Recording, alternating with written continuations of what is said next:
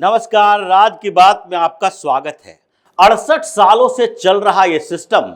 बदलने में थोड़ा वक्त लगता है। 2014 के बाद इस सिस्टम को बदलने की कोशिश की गई, चाहे पाकिस्तान के साथ भारत के लगातार चल रहे संघर्ष विवाद के संबंधों को लेकर हो, पाकिस्तान की हेकड़ी निकालनी हो, या फिर बांग्लादेश के साथ चल रहे अच्छे बुरे दौर को देखना हो, या फिर हिंदुस्तान के अंदर अलग अलग सिस्टम में रह रहे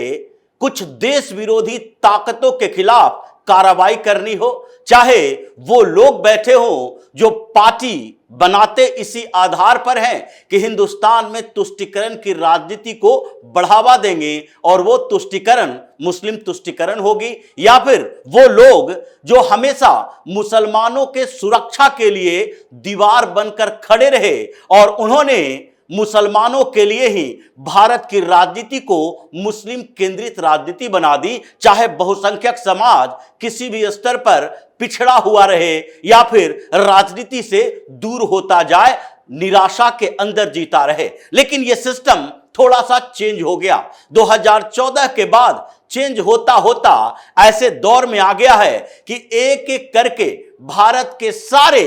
विरोधियों को अब पीएम मोदी चुन चुन कर बदला ले रहे हैं। पहले पाकिस्तान के खिलाफ जो कार्रवाई की गई है, उसके बाद वो ऐसे सुस्त पड़ा हुआ है जैसे मानो उसने पिछले जितने आक्रमण किए, हमले किए भारत के ऊपर, उसे भुला चुका है, वो हार छोड़ चुका है और अब ये सोचने पर मजबूर हो गया कि आगे अगर एक भी भारत विरोधी काम किया तो इस बार पूरा पाकिस्तान निपट जाएगा। उसी तरह बांग्लादेश में भी सन्नाटा पसरा हुआ है कि जो भारत के खिलाफ एक नए तरीके से युद्ध छेड़ने की कोशिश की गई, वहां हिंदुओं के खिलाफ जो कार्रवाई की गई, वो सारे के सारे कार्रवाई अब भारत सरकार दूसरे तरीके से बदला लेने में देख रही है। लेकिन उसके अलावा अंतरराष्ट्रीय स्तर पर जो परिवर्तन हो रहे हैं, उसमें राष्ट्रीय स्तर पर भी परिवर्तन जरूरी था और इसलिए एक एक करके उन सारे सिस्टम में बैठे हुए उन दीमक के ऊपर पीएम मोदी हमला कर रहे हैं, उनके खिलाफ कार्रवाई हो रही है और उसी में से एक है वक्फ बोर्ड का पूरा सिस्टम। यह इकोसिस्टम ऐसा है जो पूरे देश में अलग अलग क्षेत्रों में संपत्ति कब्जा करने का एजेंडा बना चुका है और इसलिए सुप्रीम कोर्ट में भी यह उसी सिस्टम को बरकरार रखने के लिए गया था। लेकिन इस बार सुप्रीम कोर्ट में न तो सीजेआई के तौर पर चंद्रचूड़ थे, न ही सीजेआई के तौर पर संजीव खन्ना थे। संजीव खन्ना तो वक्फ बोर्ड संशोधन कानून पर सुनवाई में बीच में ही छोड़कर चले गए और उनको लगने लगा कि अगर इस बार हमने कोई ऐसा फैसला दिया तो आगे के हमारे रास्ते ही बंद नहीं होंगे, बल्कि हमारा नाम हिंदुस्तान के जजों के इतिहास में काले अक्षरों से लिखा जा सकता है, क्योंकि जिस तरीके की एफिडेविट सरकार की तरफ से दी गई उसमें वो हैरान हो गए, परेशान हो गए कि अंतरिम आदेश हमने एक सप्ताह के लिए जो दिया वो कहीं भूल तो नहीं कर दी। उसके बाद सीजेआई के तौर पर आए बीआर गवई। जस्टिस बीआर गवई ने वो काम किया है जिसके बाद 49 दिनों के अंदर वक्फ बोर्ड का खात्मा होने वाला है। डर इसी बात को लेकर था। अंतरिम आदेश पारित करवाने के लिए एक अभिषेक मनु सिंघवी, कपिल सिब्बल जैसे वकील, राजीव धवन जैसे वकील जो वक्फ बोर्ड की तरफ से सुप्रीम कोर्ट में सुनवाई कर रहे थे, वो सारे के सारे छटपटा इसलिए रहे थे क्योंकि इनको लग रहा था कि अगर अंतरिम आदेश पारित होने में समय लगा तो उसके बाद क्या होगा। उसके बाद तो वक्फ बोर्ड की आधी प्रॉपर्टी खत्म हो जाएगी, क्योंकि इसी बात को लेकर अभिषेक मनु सिंघवी ने खुद कहा था कि अगर वक्फ बाय यूजर की परिकल्पना को खत्म कर दें, रजिस्ट्रेशन की बात करें कि जो प्रॉपर्टी वक्फ के नाम से रजिस्टर्ड है केवल वही प्रॉपर्टी वक्फ की रहेगी, तो ऐसे में 4 लाख से ज्यादा 4.8 लाख प्रॉपर्टी ऐसी है जिसका कोई रजिस्ट्रेशन नहीं हुआ है। ये बाबरनामा से चल रहा है, अकबरनामा से चल रहा है, ये मुगलों के समय दी गई थी और ऐसे में उसका कोई पेपर नहीं है। चाहे 1923 से ही वक्फ बोर्ड का गठन क्यों न कर दिया गया हो, लेकिन इसका रजिस्ट्रेशन हुआ ही नहीं है। अब अगर उनके पेपर मांगे जाएंगे तो क्या वो अपना पेपर अवेलेबल करा सकते हैं? इसलिए सरकार ने जो संशोधन किया है जिसमें कहा गया है रजिस्ट्रेशन अनिवार्य है। अगर रजिस्ट्रेशन अनिवार्य कर दिया गया तो फिर ये वक्फ बोर्ड आधा खाली हो जाएगा, इसलिए अंतरिम आदेश तो पारित कर दीजिए। लेकिन हुआ ऐसा नहीं, क्योंकि सरकार ने जो तर्क दिए, एसजी तुषार मेहता ने जो बातें कही, उससे बीआर गवई भी थोड़ा कंफ्यूज हुए और इनको लगने लगा है कि लगातार जो कॉलेजियम सिस्टम सीजेआई के ऊपर सवाल उठ रहे हैं, उस सवाल का जवाब पॉजिटिव तरीके से देने का समय आ चुका है और इसलिए वो इन दिनों अंतरिम आदेश पारित नहीं किए और सरकार को एक मौका दिया, लगभग 1.5 महीने का मौका, और इस मौके का सरकार इस्तेमाल भी कर रही है। एक ऐप लॉन्च की और उसके बाद उस मौके का फायदा उठा रही है कि अब रजिस्ट्रेशन कराओ, क्योंकि सुप्रीम कोर्ट का कोई अंतरिम आदेश नहीं आया कि रजिस्ट्रेशन की जो सुनवाई है, कार्रवाई है, वो शुरू ना होना चाहिए। और नहीं सुप्रीम कोर्ट ने कोई अंतरिम आदेश पारित किया कि वक्फ बोर्ड, स्टेट वक्फ बोर्ड का गठन नहीं होना चाहिए या वक्फ काउंसिल का गठन नहीं होना चाहिए, जिसमें मेजॉरिटी भले ही मुसलमानों की हो लेकिन गैर मुस्लिमों के एंट्री भी होगी। और इसलिए सुप्रीम कोर्ट ने ये जो अंतरिम आदेश पारित करने से मना करके फैसला सुरक्षित रखा। जस्टिस मसीह और जस्टिस बीआर गवई के बेंच ने वो दिखा दिया कि ऐसे आप लोगों के आनन फानन में आने से और ये सुप्रीम कोर्ट बार एसोसिएशन के प्रेसिडेंट बनने से कपिल सिब्बल की बात सुप्रीम कोर्ट में नहीं मानी जाएगी। ना अभिषेक मनु सिंघवी ये सोच सकते हैं कि ये जज साहब कई बैठे हुए हैं जो उनके संपर्क में रहे हैं, कोई क्लासमेट रहे हैं, किन्हीं जगहों पर इनकी मुलाकातें होती रहती है, तो उससे भी ये फैसला प्रभावित नहीं होगा। इसलिए फैसला गंभीरता से विचार करने के बाद दिया जाएगा। और चूंकि ये समय ही ऐसा था कि सुप्रीम कोर्ट को ये फैसला न देने और जस्टिस गवई को अंतरिम आदेश पारित करने से मना करने के बाद सरकार को समय मिलना था, क्योंकि ये गर्मी की छुट्टियां चल रही है, पूरे 49 दिन की छुट्टियां हैं, जिसमें 26 मई से 13 जुलाई तक सुप्रीम कोर्ट के समर वैकेशन होगा और उसमें केवल और केवल वैकेशन बेंच ही बनते हैं। और उसके लिए 26 मई से पहले ही वैकेशन बेंच की घोषणा कर दी गई थी। 20 मई को सुनवाई हो रही थी, 20 मई से लगातार 23 मई तक सुनवाई होती रही, लेकिन उस समय वैकेशन बेंच निर्धारित कर दिया गया और उसमें 21 वैकेशन बेंच बनाए गए और उसके बाद सीजेआई बीआर गवई और जस्टिस मसीह को एक बेंच दिया गया पहले सप्ताह के लिए, यानी 26 मई से 1 जून तक। और उस बीच ही वो कोई फैसला दे सकते थे, क्योंकि उनका बेंच अगले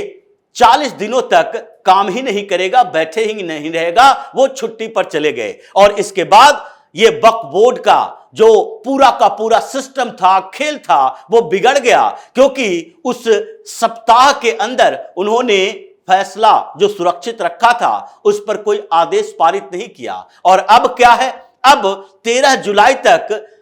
जस्टिस मसीह और जस्टिस बीआर गवई, इन दोनों का कोई बेंच ही नहीं है। सारे बेंच अलग अलग जजों का है, जो 2 जजों की बेंच ज्यादातर बनी है, कुछ 3 जजों की बेंच है, क्योंकि सबको गर्मी की छुट्टी में कहीं बाहर भी जाना है। इसलिए जो बेंच जितने समय के लिए निर्धारित की गई वो उसी समय बैठेगा। और इसलिए जस्टिस बीआर गवई,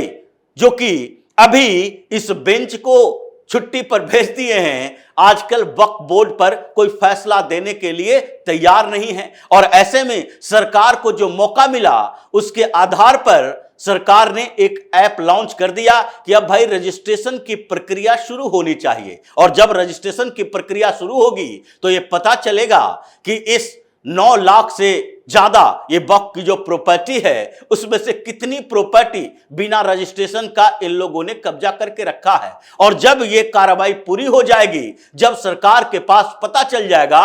डेडलाइन खत्म हो जाएगा तो उसके बाद सुप्रीम कोर्ट में फिर से सुनवाई होगी और उस समय सरकार फिर से एक एफिडेविट डालेगी कि देखिए, जो अंतरिम आदेश पारित करने के लिए ये बार बार जोर लगा रहे थे और बक वाई यूजर को लेकर इतना जोर लगा रहे हैं, इसके पीछे की वजह यही है कि इन लोगों ने गलत तरीके से 4,80,000 से ज्यादा प्रॉपर्टी कब्जा करके रखा है। 8 लाख जिससे ज्यादा प्रॉपर्टी इन लोगों ने बिना रजिस्ट्रेशन के कब्जा कर रखा है और सरकार का काम केवल मैनेजमेंट करना नहीं है। वक्फ बोर्ड में गैर मुस्लिम मेंबर्स जाएंगे और उनके पास भी ये जाएगा मामला, तो वो सुनवाई करने के बाद ये फैसला निष्पक्षता से करेंगे, निरपेक्ष फैसला करेंगे। इन लोगों की तरह ट्रिब्यूनल बनाकर और उसमें केवल वक्फ बोर्ड के समर्थन में पक्ष में फैसला नहीं देंगे। इसलिए सबसे पहले सरकार मैनेजमेंट के साथ साथ ये गलत तरीके से कब्जाई हुई जमीन को मुक्त कराना चाहती है। इसलिए सुप्रीम कोर्ट को चाहिए कि सोच समझकर फैसला दे और ये बात पहले सरकार ने भी कही। इसलिए आजकल ये चर्चा चल रही है। जब जस्टिस अभय ए ओका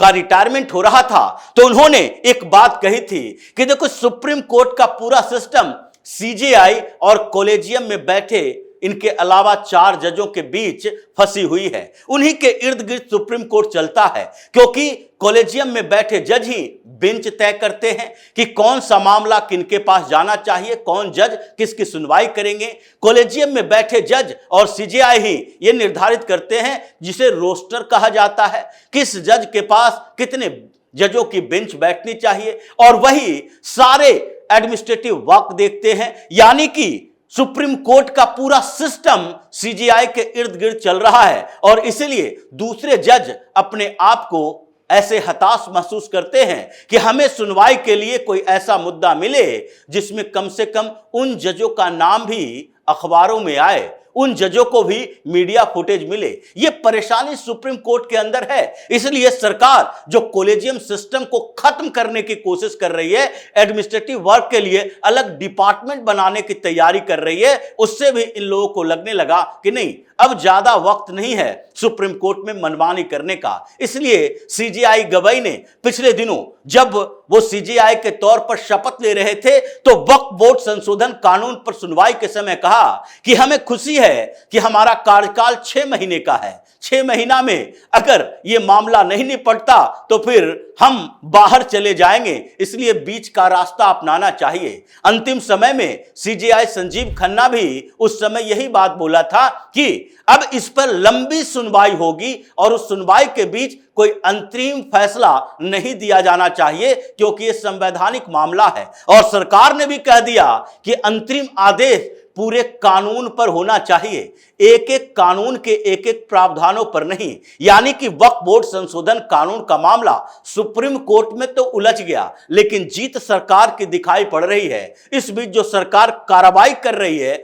जब्ती अभियान की शुरुआत कर रही है, उससे तो यही लगता है कि ये 49 दिन के अंदर वक्फ बोर्ड के ये जो आधी से ज्यादा प्रॉपर्टी है वो खत्म हो जाएगी, जब्त हो जाएगी, उससे मुक्त हो जाएगी और आधी बची हुई प्रॉपर्टी का मैनेजमेंट ऐसा होगा कि ये वक्फ गैंग जो चारों तरफ इसकी प्रॉपर्टी पर कब्जा किए बैठे हैं, उन सबसे भी मुक्ति मिलेगी। इसलिए वक्फ गैंग और सिब्बल सिंघवी जैसे वकील आजकल चीख चिल्ला रहे हैं, रोते फटकते फिर रहे हैं कि देखो किस तरीके से एक फैसला जो पहले ऐसे नहीं आते थे, सरकार के दबाव के कारण सुप्रीम कोर्ट ने अपने आप को सीमित कर लिया और अब आगे इन लोगों की सारी सेटिंग फेल होती हुई दिखाई पड़ रही है। तो इसी तरह की खबरों के साथ फिर से हाजिर होंगे, तब तक के लिए बने रहिए हमारे साथ और देते रहिए हमें सहयोग, ताकि इसी तरह की खबर हम आपके लाते रहें। धन्यवाद।